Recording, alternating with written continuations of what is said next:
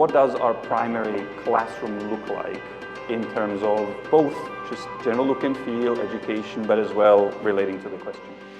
At Regent International School, and they think that we must be very focused on rote learning, very formal learning. It's the complete opposite. It's about children having ownership of their own learning from the earliest of ages, and us taking an interest in their passions and their interests and incorporating that into a curriculum so that it's an engaging one and that it has a purpose.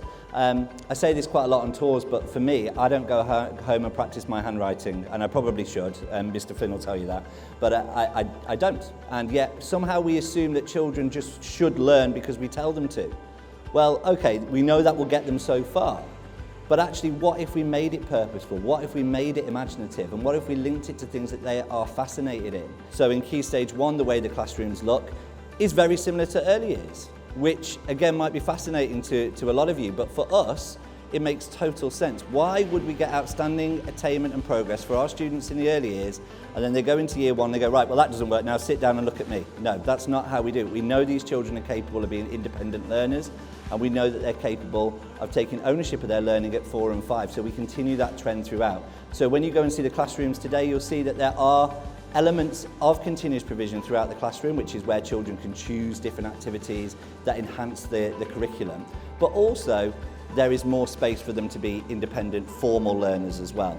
Then by the time you go to year 3, bring your own device comes in, which is another way of children being able to collaborate and be creative using technology. But the way the classrooms are set out, yet again, are not your formal style of classrooms. There are sofas, there are beanbags, there are coffee tables. And the idea there is that children feel comfortable and they feel that they are encouraged to learn in different ways. If there is a child, we're going back to the positive education here, Dr. Sumner, in that when you understand your own strengths and your own ability within the classroom, you realise through positive education you don't have to be the best at everything, but maybe your friend has a skill that you could benefit from. So the classrooms are set up this way to enable collaboration and to enable that community feel that you spoke about within the classroom. Because if we don't know why we're learning, we're not going to learn. You know, we're learning out of compliance, and that may lead to a short-term performance, but certainly not long-term. So I'm hearing a lot of that. I heard target setting. So while you described the skills that students are developing, what sort of formal curriculum do we have? How do we then check if students are actually meeting targets? We have so many ways of doing that throughout. Okay, but the most important one, a lot of people get bogged down in what's the GL say, what does the external test say. For us, it's very important that the teacher assessment is key. And that type of assessment is going on throughout the school day. Your child is constantly being assessed, but it's done in a way that they don't know that they're being assessed. They are constantly being target set. How that looks is very different, but children have ownership of those targets. They know what they are.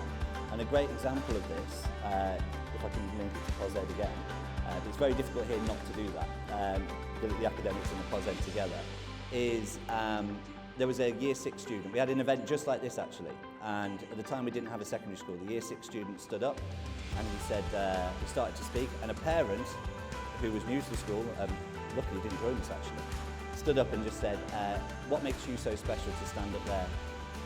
I was shocked. I went to go and get the microphone and address the situation, and the boy, I didn't need to, the boy answered it in a much better way than I could have done.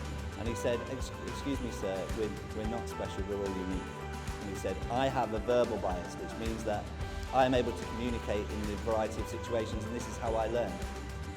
My friend over there has got a spatial bias, which means that he's better at maths and science than me. And so we're all not special, we're all unique.